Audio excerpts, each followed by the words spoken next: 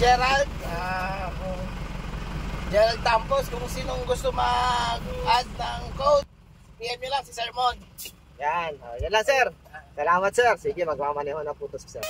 So ayun na po si Sir Gerald. Si Sir Gerald po, taga Manila lang din, sa Tana. Mag-a-add to ng code 3 si sir. Yun nga po yung requirements natin sa LTO IPDC certificate po. So sa code 3 ngayon, may dalawa tayong code. Yung para sa straight track at para sa bus. So para sa straight track,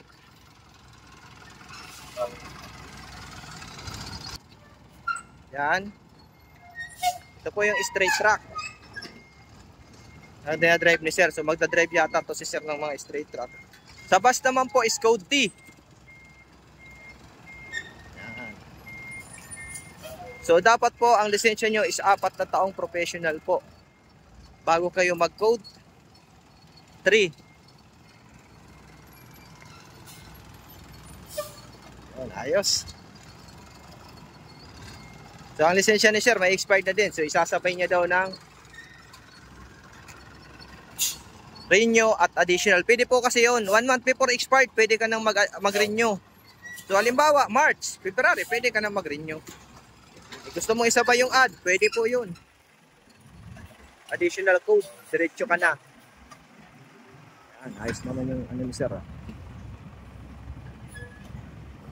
Nasa 4 ano yata ang more than 4 yata yung minamaneho ni sir. Itong jack namin, 4 po ito. So pang code C na po kasi to.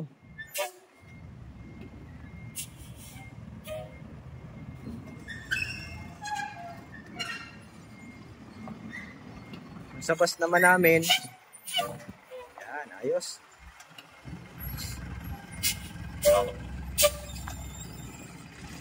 Yan. At yung mga gusto naman mag code 8, ayan o, yung trailer namin dyan.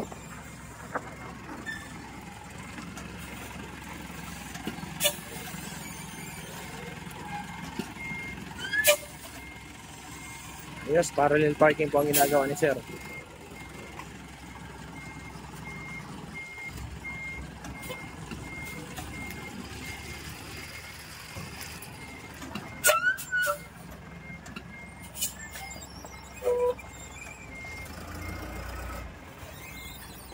Up! Ayos! Yan, si Sir Gerald. Okay. Yan po, yung mga gusto mga additional code 3 at code 8, PM lang po. Maraming salamat po. God bless po sa inyo lahat.